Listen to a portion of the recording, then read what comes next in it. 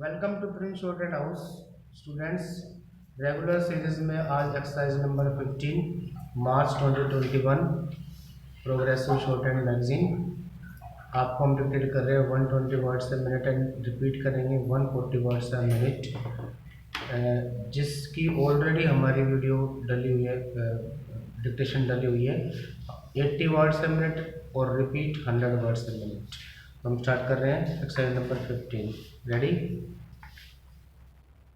start.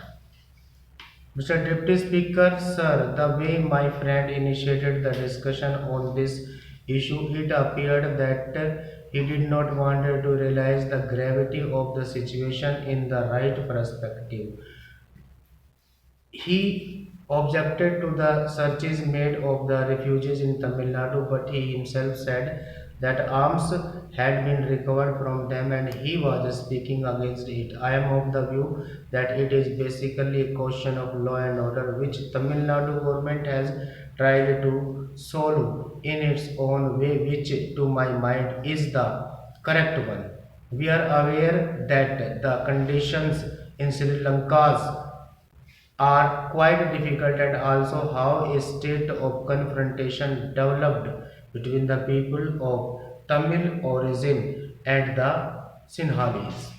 I will come to that subject later, but it is true that the situation in Sri Lanka is quite grim and about 1,50,000 people have migrated to India and are living in Tamil Nadu. We can very well imagine the burden which has fallen on the Tamil Nadu government or government of India, but this will have to be considered that the foreigners who flee to India either due to some crisis or as a result of atrocities committed on them have some responsibility. They should see that they do not disturb the peace and law and order of the country in which they take refuge and do not pose any challenge to the administration.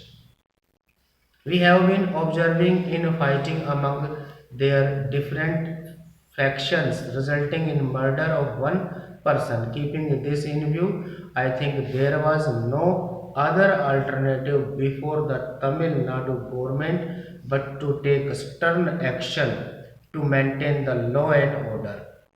Action taken by it has been praised by everyone, but it in no way means that anyone in this country supports the action of the Sri Lankan government. It is true that ever since we got independence, say since 1950, differences between the Sinhalese majority and the Tamil minority have been surfacing and there have been clashes between the two communities.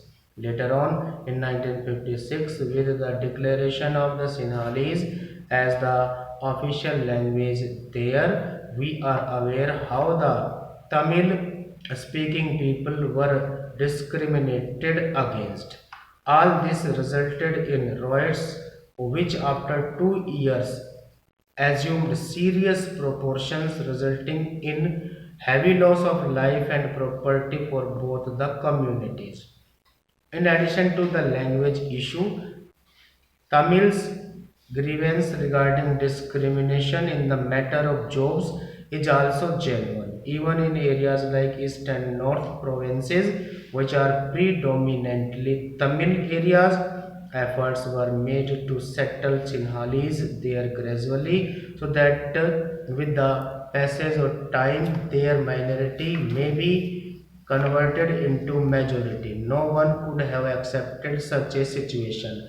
With the same end in view, the Buddhists of other provinces who are in majority were given a special status and were also given preference in the matter of education and jobs. From this, it was felt that Tamils were being neglected in every field and were also being deprived of their rights. It was natural for the Tamils to harbor a sense of insecurity and apprehension. Sri Lankan government should have tried to resolve the issue But what we see is that the steps taken by the government of that country to resolve the issue had adverse effect, and the problem, instead of being solved, became aggravated. Terrible carnage took place there, and the attention of the world was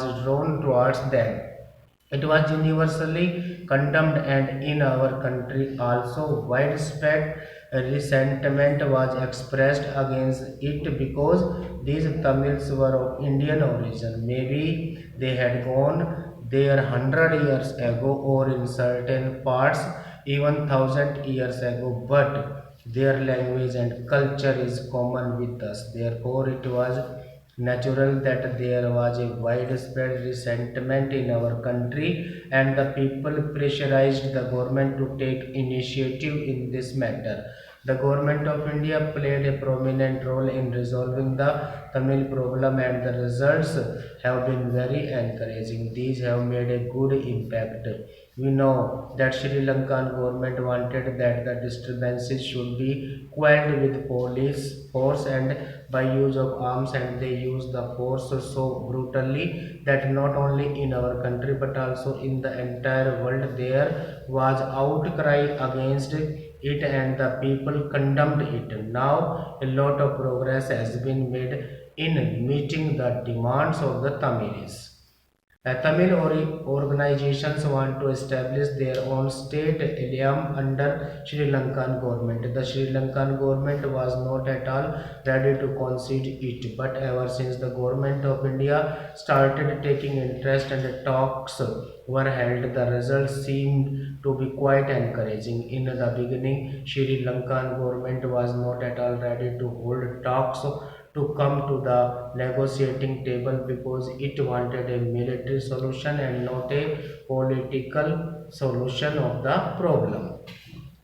But the efforts made by the government of India to solve the problem broke the deadlock. Stop. Repeat 140 words a minute. Ready? Start. Mr. Deputy Speaker, sir, the way my friend initiated the discussion on this issue, it appeared that he did not want to realize the gravity of the situation in the right perspective. He objected to the searches made of the refugees in Tamil Nadu, but he himself said that arms had been recovered from them, and he was speaking against it. I am of the view that it is basically a question of law and order, which Tamil Nadu government has tried to solve in its own way, which to my mind is the correct one. We are aware that the conditions in Sri Lanka are quite difficult, and also how a state of confrontation developed between the people of Tamil origin and the Sinhalese. I will come to that subject later on, but it is true that the situation in Sri Lanka is quite grim, and about 1,50,000 people have migrated to India and are living in Tamil Nadu.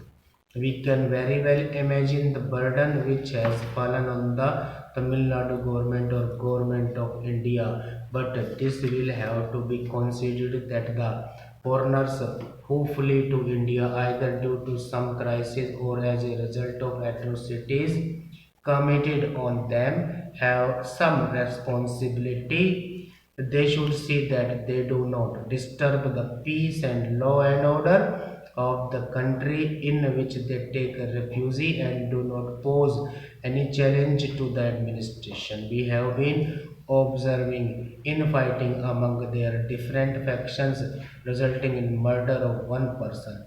Keeping this in view, I think there was no other alternative before the Tamil Nadu government but to take stern action to maintain the law and order. Action taken by it has been praised by everyone, but it in no way means that anyone in this country supports the action of the Sri Lankan government. It is true that ever since we got independence, say since 1950, differences between the Sinhalese majority and the Tamil majority have been surfacing, and there have been clashes between the two communities. Later on in 1956, with the declaration of the Sinhalese as the official language there, we are aware how the Tamil speaking people were discriminated against.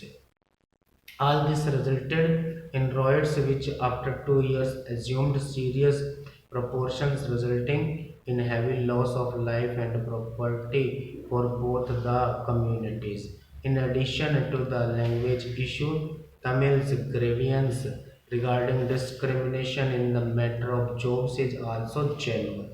Even in areas like East and North provinces, which are predominantly Tamil areas, efforts were made to settle Sinhalese there gradually, so that with the passage of the time their minority may be converted into majority. No one could have accepted such a situation. With the same and in view, the Buddhists of other provinces who are in majority were given a special status and were also given preference in the matter of education and jobs.